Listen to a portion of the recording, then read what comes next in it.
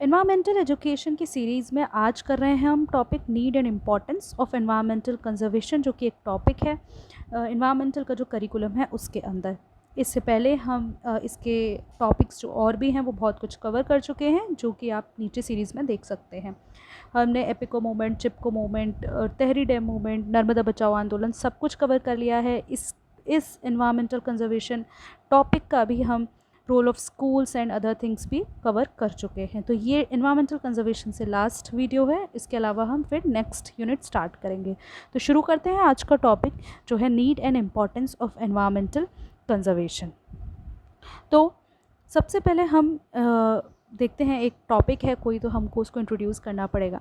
तो first of all environmental conservation क्या होता है ये और क्यों ज़रूरी है। तो एनवायरमेंट कंजर्वेशन मतलब हम किसको कंजर्व कर रहे हैं, एनवायरनमेंट को कर रहे हैं, ठीक है। ये ज़रूरी है क्यों, वेलबींग ऑफ आवर प्लानट, हमारी मदर अर्थ को बचाने के लिए बहुत ज़रूरी है। उस पर रहने वाले इनहेबिटेंट्स में सिर्फ ह्यूमन नहीं आते, ह्यूमन आता है, प्लांट्स आते हैं, एनिमल्स आते हैं, इकोसिस्टम है, ये सब जो है ये एक एनवायरमेंट का पार्ट है। तो इन सब को बचाना इज़ एनवायरमेंटल कंजर्वेशन, ठीक है। It refers to the responsible use and protection of natural resources and the preservation of biodiversity. Environmental conservation का मतलब यही है कि आप नेचुरल रिसोर्सेज को बचा रहे हैं और जो बायोडाइवर्सिटी है उसको प्रिजर्व कर रहे हैं, ठीक है। तो अब हम देखते हैं कि इम्पॉर्टेंस क्या है, ज़रूरत और इम्पॉर्टेंस इसकी क्या है। तो सबसे पहली तो बायोडाइवर्सिटी प्रिजर्वेशन, बायोडाइवर्सिटी को प्रिजर्व करना। बायोडाइवर्सिटी हमें पता है कि जो भी डिफरेंट फ्लोरा और फौना है हमारी मदर अर्थ के ऊपर, प्लैनेट के ऊपर, वो है बायोडाइवर्सिटी, तो उसको प्रिजर्व करना इज़ इम्पॉर्टेंट, ठीक है। तो the earth is home to an incredible diversity of species, और हमें पता है इंडिया के अंदर बहुत सारी बायोडाइवर्सिटी है, ठीक है। Each playing a crucial role in maintaining ecological balance, हर किसी का, हर कुछ, कोई भी फ्लोरा है, कोई भी फोना है, उसका इस इकोसिस्टम को मैनेज करने में, मेंटेन करने में, बैलेंस करने में बहुत बड़ा इंपॉर्टेंट पार्ट है, ठीक है। तो conservation efforts aim to protect and restore ecosystems, जो कंजर्वेशन एफर्ट हैं उनसे आप प्रोटेक्ट करेंगे, रिस्टोर करेंगे इकोसिस्टम, जो डैमेज हो गया है उसको वापस उसी पोजीशन में लाने की कोशिश करेंगे, सेफगार्ड करेंगे बायोडाइवर्सिटी को कि आगे से ऐसा कुछ ना हो, और प्रिवेंट करेंगे कि एक्सटिंक्शन ऑफ स्पीशीज़ ना हो, कि जो स्पीशीज़ हैं अब वो एक्सटिंक्ट ना हो जाए, जैसे हमारे यहाँ से चीता हो गए थे। Preserving biodiversity help sustain food chain, जब हम बायोडाइवर्सिटी को बचाएंगे तो उससे क्या होगी, फूड चेन जो है वो बनी की बनी रहेगी, पॉलिनेशन में हेल्प होगा, क्योंकि आपको पता है फॉर एग्जांपल मधुमक्खी है तो पॉलिनेशन में हेल्प कर रही है ना, तो उसको वो प्रिजर्व होगी तो पॉलिनेशन होगा, पॉलिनेशन होगा तो खाना बनेगा, तो वो फूड चेन चलती रहेगी। न्यूट्रिएंट रिसाइकलिंग और पूरा का पूरा ओवरऑल इकोसिस्टम स्टेबिलिटी। तो इम्पॉर्टेंस क्या है, यही है कि बायोडाइवर्सिटी प्रिजर्वेशन के लिए ज़रूरी है एनवायरमेंटल कंजर्वेशन, ठीक है। नेक्स्ट देखते हैं climate change mitigation. Climate change mitigation में एनवायरमेंटल कंजर्वेशन जो है वो बहुत बड़ा रोल प्ले करता है, किसमें, क्लाइमेट चेंज को मिटिगेट करने में, ठीक है। By conserving forest, wetlands and other natural habitats we can help sequester carbon dioxide from the atmosphere, reducing green house gas emissions. जब हम फॉरेस्ट को बचाएंगे, फॉरेस्ट क्या करेंगे, CO2 को एब्जॉर्ब करेंगे, वेटलैंड्स क्या करेंगे, और नेचुरल हैबिटेट्स, ये सब क्या करेंगे, जो कार्बन डाइऑक्साइड है वो अपने अंदर ले लेंगे, और जो एटमॉस्फेयर में एक्सेस कार्बन डाइऑक्साइड हम देख रहे हैं वो कम होगी, ख़त्म तो नहीं होगी, कम होगी, और ग्रीन हाउस गैस की वजह से जो इफ़ेक्ट आ रहे हैं वो थोड़े कम होने के चांसेस हैं।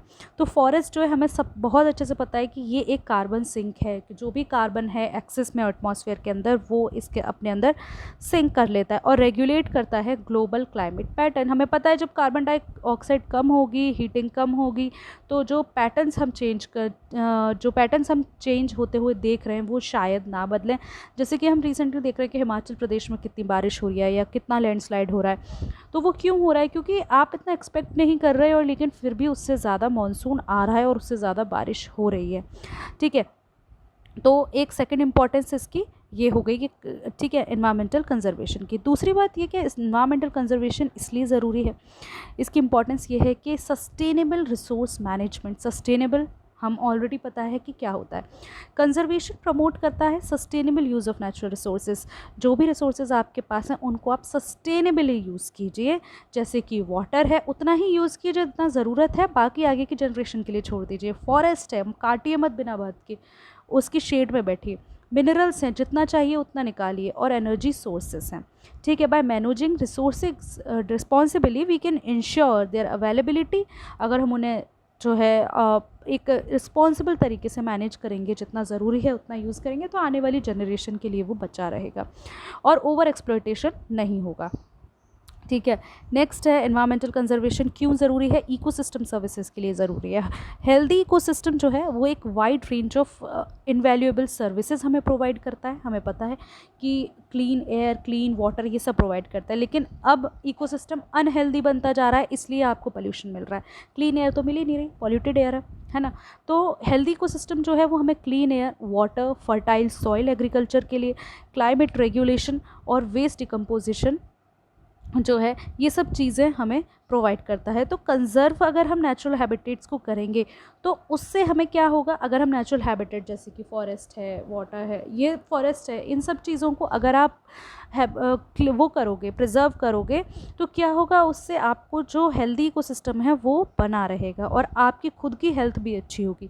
फॉर एग्जांपल जैसे कि आप दिल्ली में जाइए, दिल्ली में इतना पोल्यूशन लेवल है कि हो सकता है कि आपको लंग्स रिलेटेड प्रॉब्लम हो जाए, है ना। तो फिर इसके लिए क्या होगा कि इसके लिए हमें क्या चाहिए कि फॉरेस्ट हमें ज़्यादा बनानी चाहिए, नेचुरल हैबिटेट को हमें बचाना चाहिए। Next, economic benefits. Economic benefits तो हैं ही एनवायरनमेंट के, जिसकी वजह से हम कमा रहे हैं इतना। तो ये कंट्रीब्यूट करता है सस्टेनेबल इकोनॉमिक ग्रोथ और डेवलपमेंट में।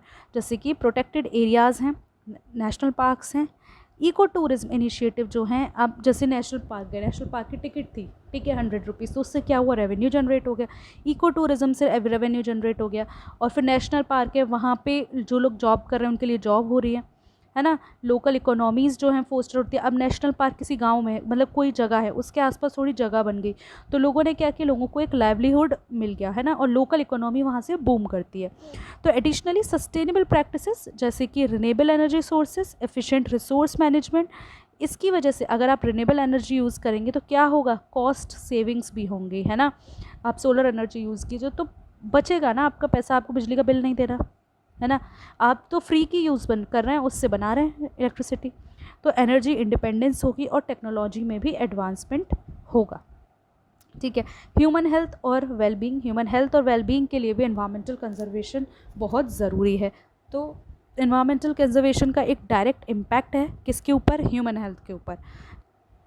Clean air, clean water, access to natural spaces, improve the quality of life. ये हम ये ऑलरेडी भी डिस्कस कर चुके हैं कि क्लीन एयर जो है, क्लीन वाटर जो है, वो हमारी लाइफ के लिए बहुत इंपॉर्टेंट है। जब जो पोल्यूटेड एयर है या जो भी चीज़ें पोल्यूटेड है, उसकी वजह से हमारी एज भी कम होती जा रही है और हमारी क्वालिटी ऑफ लाइफ भी बहुत बेकार होती जा रही है। हम यहाँ से दूर कभी जाना चाहते हैं पहाड़ों में कि हमें साफ़ हवा मिल जाए, तो वो चीज़ हमें यहीं मिल जाए, उसके लिए भी ये ज़रूरी है कि हम अपनी एनवायरनमेंट का कंजर्वेशन करें।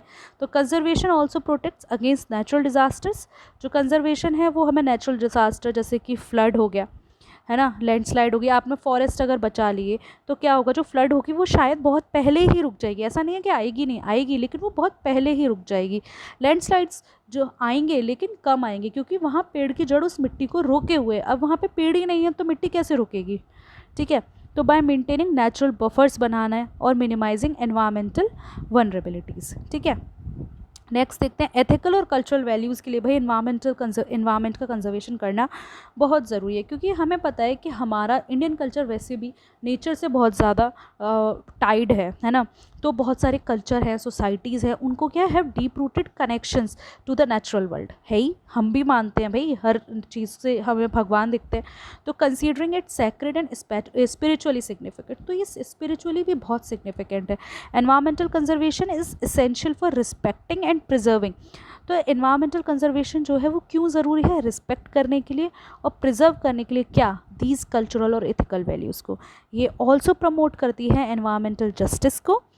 एनवायरमेंटल जस्टिस, भाई आपको जस्टिस चाहिए तो एनवायरनमेंट को भी तो जस्टिस दीजिए। तो ये क्या प्रोवाइड करता है? प्रमोट करता है एनवायरमेंटल जस्टिस को, ठीक है। फिर ensuring equitable access to natural resources and protecting vulnerable communities for environmental harm.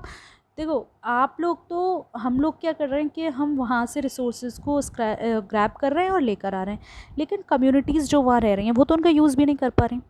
ठीक है, तो एथिकल और कल्चरल वैल्यूज़ के लिए भी ये बहुत ज़रूरी है कि वो कम्युनिटीज़ फॉरेस्ट से बहुत जुड़ी हुई हैं। ठीक है, तो इसलिए भी जो है एनवायरमेंटल कंजर्वेशन वो बहुत ही ज़्यादा इम्पॉर्टेंट है। देन इंटरकनेक्टेडनेस एंड इंटरडिपेंडेंस, तो जो अर्थ का इकोसिस्टम है वही सबको पता है, हम सब एक दूसरे के ऊपर इंटरकनेक्टेड हैं, हम लोग सब इंटरडिपेंडेंट हैं, राइट। तो द अर्थ इकोसिस्टम इंटरकनेक्ट है and disruption in one area can have cascading effects on other. एक जगह अगर कहीं प्रॉब्लम हो रही है तो वो दूसरी जगह भी हो सकती है। जैसे आप देखिए कि अगर नासिक में बारिश आ गई, बाढ़ आ गई, तो क्या होगा, पूरे देश में सप्लाई प्याज की कम हो जाएगी, प्याज महंगी हो जाती है, क्यों, आ ही नहीं रही। ठीक है, एप्पल आ रहा है नॉर्थ से, बारिश आ गई, हाईवे टूट गया, एप्पल नहीं आ रहा, कितना रुपए, 400 रुपये किलो हो गया एप्पल।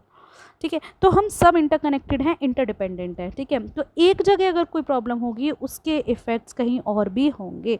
तो environmental conservation recognises the interdependence of all living organism and ecosystem. हर आदमी हर किसी एक दूसरे के ऊपर डिपेंडेंट है। तो ये जो है एनवायरमेंटल कंजर्वेशन, ये एम्फेसाइज करता है एक होलिस्टिक अप्रोच को and to address environmental challenges. तो by protecting and restoring ecosystem, जब हम प्रोटेक्ट कर लें, रिस्टोर कर लें इकोसिस्टम, हम एक डेलिकेट जो बैलेंस बना हुआ है सस्टेनेबल फ्यूचर के लिए उसको मेंटेन कर सकते हैं। ठीक है, तो ये था आज का टॉपिक हमारा, environmental conservation need and importance, और इसको बहुत सही है। और भी अगर इसको आपको विद एग्जाम्पल, अगर आप जो मैंने एग्जाम्पल बताया उनको भी लिख लेंगे तो ठीक रहेगा, अगर ये टॉपिक कम लग रहा है तो। बाकी तो हमारी 2 यूनिट्स कंप्लीट हो चुकी हैं, आप बाकी की यूनिट्स को भी एनवायरनमेंट की कंप्लीट कर लेंगे। ठीक है, थैंक यू।